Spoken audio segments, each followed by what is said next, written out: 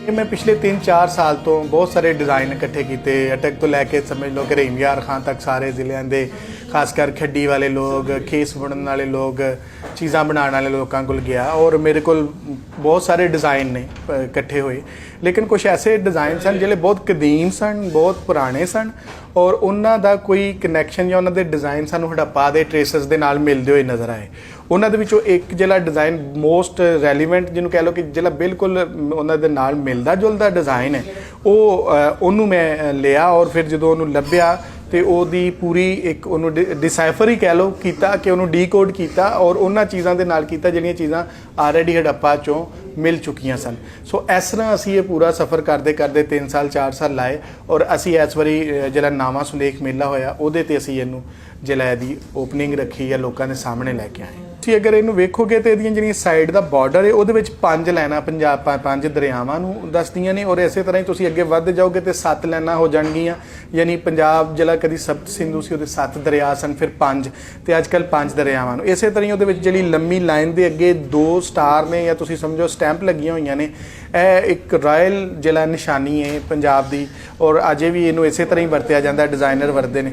ਔਰ ਇਹਦੇ ਵਿੱਚ ਜਿਹੜੀ ਅਹਿਮ ਹੈ ਉਹ ਇਹ ਵੇ ਕਿ ਜਿਹੜੀਆਂ ਇਹਦੇ ਵਿੱਚ ਦੋਵਾਂ ਸਾਈਡਾਂ ਵੱਲ ਨੂੰ ਗੁਜ਼ਰਦੀਆਂ ਸਿੱਧੀਆਂ ਲਾਈਨਾਂ ਨੇ, ਇਹ ਪੰਜਾਬ ਦੇ ਦਰਿਆ ਨੇ ਜਾਂ ਹੜੱਪਾ ਦੀਆਂ ਉਹ ਗਲੀਆਂ ਨੇ ਜਿਹੜੀਆਂ ਬਿਲਕੁਲ ਸਿੱਧੀਆਂ ਸਨ, ਜਿਹੜੀ ਜਨੂਬ ਤੋਂ ਸ਼ਮਾਲ ਤੇ ਸ਼ਮਾਲ ਤੋਂ ਜਨੂਬ ਵੱਲ ਸਨ। ਔਰ ਇਹਨਾਂ ਦੇ ਵਿੱਚ ਜਿਹੜੀ ਡੱਬੀ ਬਣਦੀ ਹੈ ਇਹ ਉਹ ਡੱਬੀ ਹੈ ਜਿਹੜੀ ਹੜੱਪਾ ਦੀ ਸੀਲ ਹੈ। ਮਤਲਬ ਤੁਸੀਂ ਉਹ ਵੇਖ ਸਕਦੇ ਹੋ ਕਿ ਉਹ ਹੜੱਪਾ ਦੀ ਮੋਹਰ ਹੈ ਜਿਹੜੀ ਇਹਦੇ ਵਿੱਚ ਲੱਗੀ, ਕਿਉਂਕਿ ਕੋਈ ਫੁੱਲ ਦਾ ਨਿਸ਼ਾਨ ਨਹੀਂ ਹੈ, ਕੋਈ ਐਸਾ ਡਿਜ਼ਾਈਨ ਸਾਡੇ ਕੋਲ ਨਹੀਂ। ਔਰ ਬਿਲਕੁਲ ਇਹ ਇੰਨਾ ਕਦੀਮ ਹੈ ਕਿ ਤੁਸੀਂ ਕੋਈ ਪੁਰਾਣੀ ਹਵੇਲੀ ਵੇਖ ਲਓ, ਕੋਈ ਕਿਲ੍ਹਾ ਵੇਖ ਲਓ, ਕੋਈ ਐਸੀ ਜਗ੍ਹਾ ਵੇਖ ਲਓ, ਉਹਨਾਂ ਦੇ ਜਿਹੜੇ ਬਨੇਰੇ ਹੋਣਗੇ, ਜਿਹੜੇ ਨੁਮਾਇਆਂ ਹੋਣਗੇ, ਉਹਨਾਂ ਦੇ ਵਿੱਚ ਵੀ ਇਹ ਨਿਸ਼ਾਨ ਐਜ਼ ਇਟ ਇਜ਼ ਹੀ ਵਰਤਿਆ ਜਾਂਦਾ ਹੈ। ਨੀਲਾ ਰੰਗ ਹੈ, ਨੀਲੇ ਰੰਗ ਦਾ ਇਹ ਹਿਸਾਬ ਹੈ ਕਿ ਨੀਲਾ ਰੰਗ ਤੁਸੀਂ ਵੇਖ ਲਓ ਕਿ ਇੱਕ ਤੇ ਦਰਿਆਵਾਂ ਦਾ ਰੰਗ ਅਸੀਂ ਇਹਨੂੰ ਕਹਿ ਸਕਦੇ, ਦੂਜਾ ਪੰਜਾਬ ਦਾ ਰੰਗ ਨੀਲਾ ਹੈ, ਠੀਕ ਹੈ।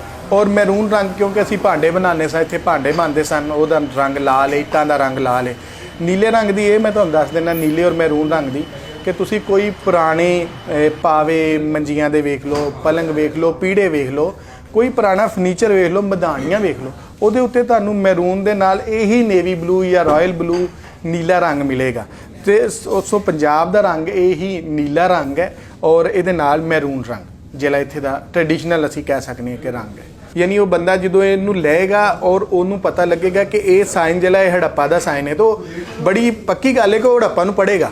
ਯਾਨੀ ਜਿਹੜਾ ਇਹਨੂੰ ਲੈਣ ਵਾਲਾ ਹੈ ਉਹਦੇ ਨਾਲ ਨਾਲ ਉਹ ਐਜੂਕੇਟ ਵੀ ਹੋ ਰਿਹਾ ਹੈ ਕਿ ਵੀ ਉਹ ਆਪਣੀ ਹਿਸਟਰੀ ਤਾਰੀਖ ਨੂੰ ਪੜ੍ਹੇਗਾ, ਉਹਨੂੰ ਪਤਾ ਲੱਗੇਗਾ ਕਦੀ ਇੱਥੇ 7 ਦਰਿਆ ਸਨ, ਫਿਰ ਉਹ 5 ਕਿੱਦਾਂ ਰਹਿ ਗਏ, ਫਿਰ ਹੜੱਪਾ ਦੀ ਜਿਹੜੀ ਟਾਊਨ ਪਲੈਨਿੰਗ ਹੈ ਉਹ ਕਿੱਡੀ ਖੂਬਸੂਰਤ ਹੈ।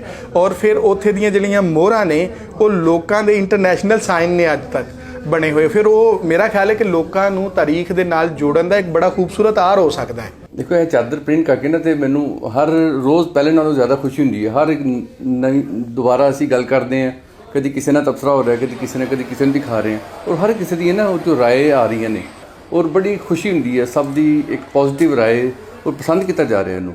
ਸਭ ਕਹਿ ਰਹੇ ਕਿ ਸਾਡੀ ਪੰਜਾਬ ਦੀ ਖੋਈ ਹੋਈ ਚੀਜ਼ ਸੀ, ਸਾਨੂੰ ਦੁਬਾਰਾ ਮਿਲ ਰਹੀ ਹੈ। ਲੇਕਿਨ ਮੈਂ ਤਾਂ ਸਮਝਦਾ ਕਿ ਐਜ਼ ਅ ਬਿਜ਼ਨਸ ਨਹੀਂ, ਐਜ਼ ਅ ਸਾਡੀ ਹਿਸਟੋਰੀਕਲ ਚੀਜ਼ ਹੈ, ਉਹਨੂੰ ਪ੍ਰਮੋਟ ਕਰ ਰਹੇ ਹਾਂ। ਸਾਨੂੰ ਉਹਦੀ ਬੜੀ ਖੁਸ਼ੀ ਹੋ ਰਹੀ ਹੈ ਕਿ ਇੱਕ ਆਮ ਹੋਣੀ ਚਾਹੀਦੀ ਹੈ ਔਰ ਹਰ ਘਰ, ਬਲਕਿ ਹਰ ਕੋਈ ਕਵੇ ਮੇਰੇ ਕੋਲ ਇੱਕ ਚਾਦਰ ਤਾਂ ਲਾਜ਼ਮੀ ਹੋਣੀ ਚਾਹੀਦੀ ਹੈ।